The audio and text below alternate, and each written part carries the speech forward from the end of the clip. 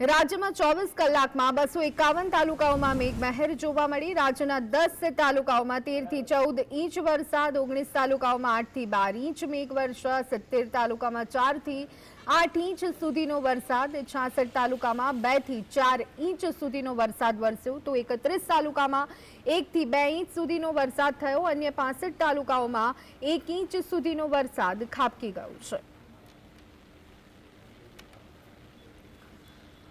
તો રાજ્યમાં સાર્વત્રિક અત્યારે હાલ વરસાદી માહોલ જોવા મળી રહ્યો છે અને ધીરે ધીરે મેઘમહેર જે છે તે મેઘ કહેરમાં પરિવર્તિત થતી જોવા મળી રહી છે। લગભગ કોઈ એક પણ તાલુકો એવો નહીં હોય કે જ્યાં 1 થી 2 ઇંચ સુધીનો વરસાદ ન વરસી ગયો હોય। 31 તાલુકા એવા છે કે જ્યાં 1 થી 2 ઇંચ સુધીનો વરસાદ વરસી ગયો છે। અન્ય 65 તાલુકાઓની જો વાત કરીએ તો 65 તાલુકાઓમાં 1 ઇંચ સુધીનો વરસાદ વરસ્યો છે। છેલ્લા 24 કલાકમાં 251 તાલુકાઓમાં મેઘમહેર જોવા મળી રહી છે।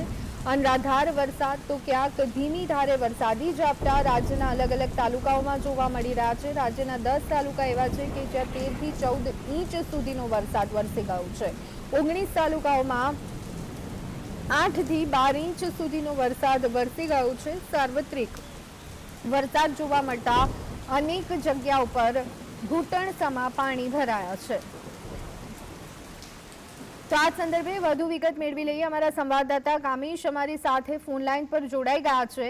કામેશ, રાજ્યમાં જે રીતે વરસાદ વરસી રહ્યો છે, ભાગ્યે કદાચ એવો કોઈ જિલ્લો તાલુકો હશે કે જ્યાં 1 ઇંચથી ઓછો વરસાદ હશે, શું વિગતો?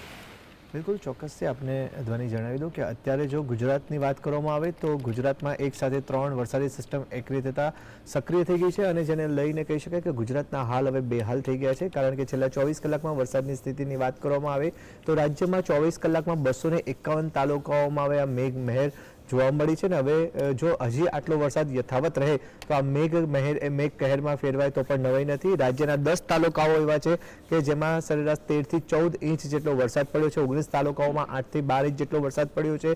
70 તાલુકાઓમાં 4 થી 8 ઇંચ સુધીનો વરસાદ નોંધાયો છે। 66 તાલુકામાં 2 થી 4 ઇંચ વરસાદ નોંધાયો છે અને 31 તાલુકાઓ એવા છે કે જેમાં 1 થી 2 ઇંચ સુધીનો વરસાદ નોંધાયો છે। અત્યારની સ્થિતિની જો વાત કરવામાં આવે તો કહી શકાય કે મોરબીના ટંકારામાં 24 કલાકમાં સૌથી વધુ 14 ઇંચ જેટલો વરસાદ પડ્યો છે। ચારે તરફ જળબંબાકારની સ્થિતિ છે। પંચમહાલના મોરવા હડફની વાત કરવામાં આવે તો 14 ઇંચ જેટલો વરસાદ પડ્યો છે।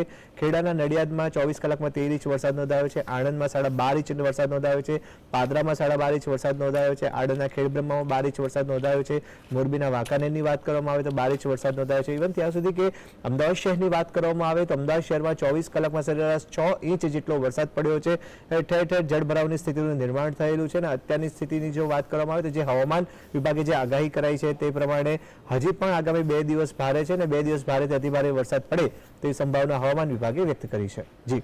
જી આભાર કામેશ, અમારી સાથે જોડાવા બદલ અને સમગ્ર માહિતી આપવા બદલ।